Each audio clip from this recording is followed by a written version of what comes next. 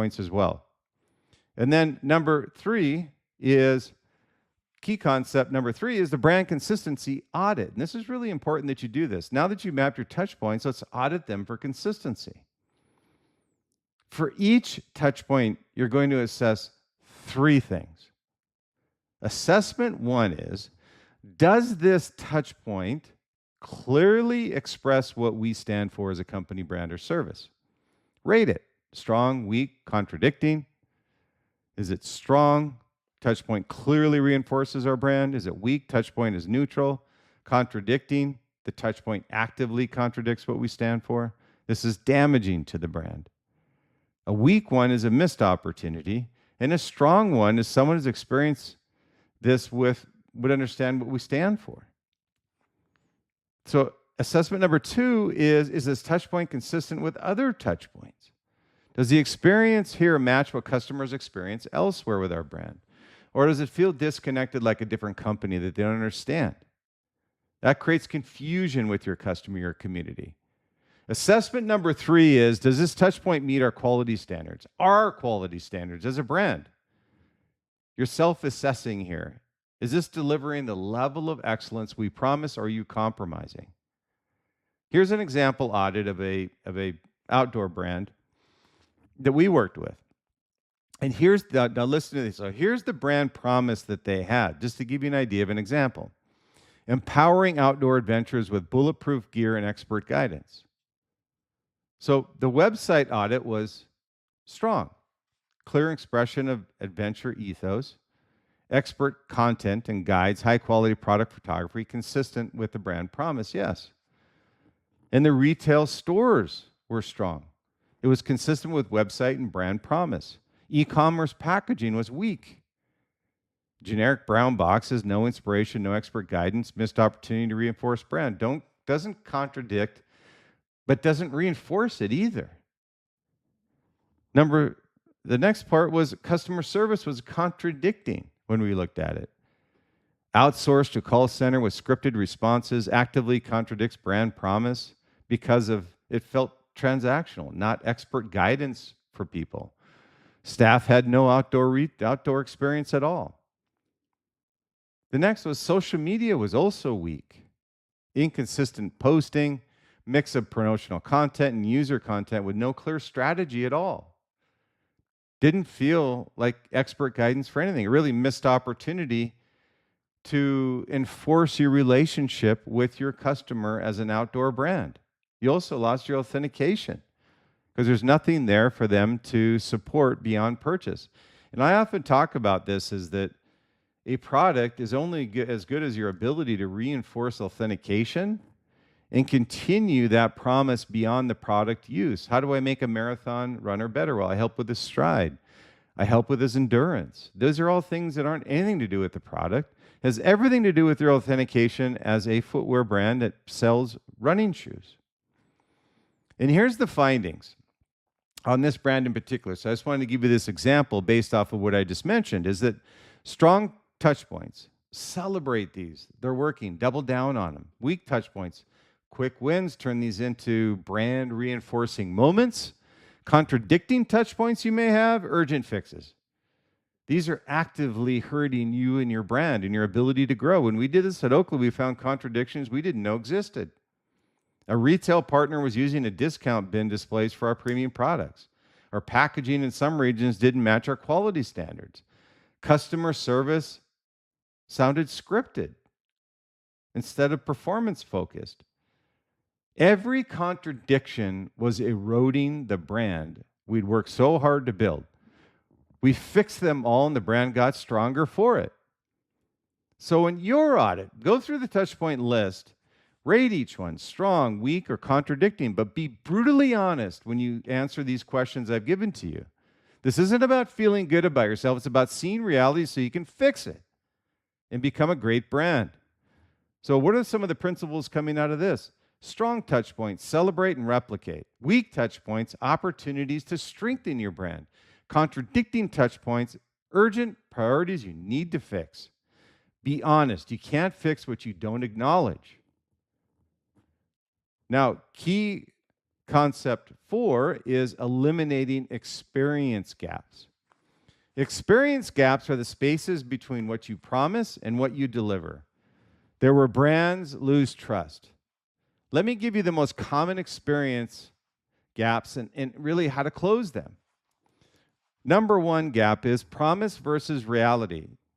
You promise premium quality, your product is good, but not premium. You promise fast shipping, it takes 2 weeks. You promise expert service, your staff is undertrained. How do you close it? Either deliver what you promise or stop promising it. Authenticity beats aspiration every single time. Gap 2 is channel inconsistency. Your retail experience is amazing. Your e-com experience is mediocre. Your mobile app is frustrating. Your customer experience is excellent in store, but terrible on the phone. So you can see when we talk about these gaps in your ability to be consistent as a brand and where that can fall apart. So it's really essential and integral for you to be honest with these questions and make sure you answer them and correct where you need to correct and strengthen where you're weak. So how to close it is bring all channels up to standard of your best channel. Customers don't care about operational challenges. They expect consistency. Think about your own experiences. Gap number 3 is communication versus behavior.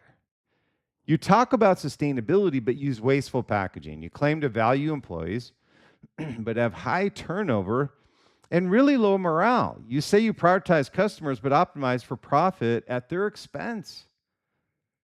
Here's how to close it. Change your behavior to match your communication. Or just stop communicating things you don't actually believe in. That's what I say many times with brands. Stop faking it.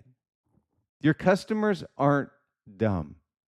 They get it. They want an authentic brand. If you don't believe in it, stop talking about it. Because they're already moved on to another brand because of your inconsistency. Gap number 4 is product versus service. Your product is excellent. Your service is terrible. I have many brands that I work with and brands that I actually purchase where I have this experience. I go, hey, I love your product, but I can never get it on time. It's out of stock. Nobody ever tells me when it's going to be coming. I have to follow up myself. Customers experience both as your brand. Excellence is one, doesn't excuse mediocrity in the other. So here's how to close that gap. Bring both to the same level. Great products with terrible service is a bad brand. Adequate products with amazing service can be a great brand, but inconsistency really creates confusion. What are you? Your brand built off of excellence in your products, but a brand built off of horrible customer service, it doesn't match with who you're trying to be as a visionary brand. Gap number 5 is intended versus perceived. You intend premium positioning for your brand. Customers perceive you as mid-range. That's where I've seen with so many brands as well. We'll get brands coming to us and say, how do we become premium? We got the good, better, best strategy with brands. And you're not a brand if you're on the good level. More often than not, that's a commodity and you can't move to premium. That's why I say go back to who you are. Just stop talking about being a premium brand when you're not. You can't just raise your prices and say you're a premium brand with the same product. It's a disconnect. And when you look at this, you intend innovation. Customers perceive you as some type of derivative of a good brand. You intend friendly. Customers perceive you as indifferent, like you really don't care. So how do you close this one? Test perception regularly. And I say perception. Don't ask customers what they want. I'm not a big believer in that. They'll tell you about the intangibles, which I think is important, but be careful about asking a premium brand, asking a customer of yours what they want. Again, I go back to the Henry Ford because it's the simplest analogy I can use for this type of strategy. Is if he asked the customers what they wanted, they would have just said a faster horse, not a car, because they didn't know what a car was. So Don't assume what you intend is what's received by your customer. Close the gap between intent and perception through deliberate touchpoint design. The Nike example of no gaps. Let me give you an idea of a brand that's been here, we know, for generations and has been successful in every single year because of their consistency. Nike promises to empower athletes. Every touch point delivers. Products perform at higher levels. Promise cap. Retail treats customers like athletes. Promise cap. Marketing celebrates athlete achievement. Promise cap. Customer service solves problems fast. Promise cap. Digital experience is seamless. Promise cap. No gaps. What are the promises that they deliver? Why is the brand so powerful? That's because of all the consistency with no gaps. So again, your gap analysis is for each touch point that you rated. Contradicting or weak, identify the specific gap. What do we promise here? What do we actually deliver as a brand? How do we close this gap that we have? Then prioritize. Fix contradictions first, then strengthen your weak points. So here's some quick principles for you on this. Experience gaps equals broken promises equals lost trust. Close gaps by delivering what you promise, or stop promising it. Bring all channels to your best channel standard. Test perception. Don't assume intent equals reality with your customer. So in conclusion here, coming to the conclusion, I always give you kind of some homework in the next steps in these series. And here's your work on this Chronicle number 3 of becoming a visionary brand. First thing I want you to do is map all your touch points. Create a comprehensive list of every place your brand meets customers. Number 2 is conduct brand consistency audit. Rate each touch point strong, weak, or contradicting. Number 3 is identify your top 5 gaps. What are the most damaging consistencies? What contradictions do you need to fix right away? And go out and kick ass and take names and make these changes sooner rather than later. Create an action plan is next. For each gap, define what's the gaps, why does it exist, how do we close it, who owns it, and what's the timeline for executing on it. And next is document one standard. Pick your most important touch point. Document specific measurable standards for delivering consistently. And last is assign touchpoint owners. For your top 10 touchpoints, assign clear ownership, or they'll never get done, and accountability for execution based on that time frame. This isn't glamorous work. It's operational discipline for visionary brands. But it's the difference. It's the difference between being visionary with a strategy that fails in execution and a visionary strategy that builds lasting brand power. Your choice. So in closing, I always give you some points here too to think about. So these questions and this homework will be in the podcast notes. So you can go back and take a look at these again, listen to the podcast again. I have it both on video as well as I have it. Video will have actually some of these points as I go through the video and the podcast itself. If you go to the audio portion, just go to the notes and I'll have these questions in there for you. So in closing, I want to give you a couple points here to think about. And, how do I move closer? And that's many times when we work with clients with Liquid Mind, will ask us, well, how do we become like Nike? How do we become like Oakley? And here's some points to think about. Vision without consistent execution is just aspiration. Think about that. That's a great point. And when you look at it, it's true, is that you can have a great vision, but if you're inconsistent in your execution, it's just aspirational. It doesn't become a reality. You can have the most brilliant brand strategy. You can be willing to disrupt yourself. You can understand the visionary gap and the liquid mindset. But if your customer experiences really are inconsistent, if what you promise doesn't match what you deliver, you'll never build trust required for long-term success. That's just the way it is. And consistency, when people look at these, Because everything that's involved in the touch points isn't sexy. It's not what people talk about in strategy sessions, but it's what builds brands that last. And this is why I wrote the book. And this will be inside the Visionary Brand book as well. The formula for success is in there. Apple, Nike, Patagonia, Amazon. I talk about all of them. What they share, what they all share isn't just vision, it's operational discipline to deliver consistency across all touch points every time, not just occasionally.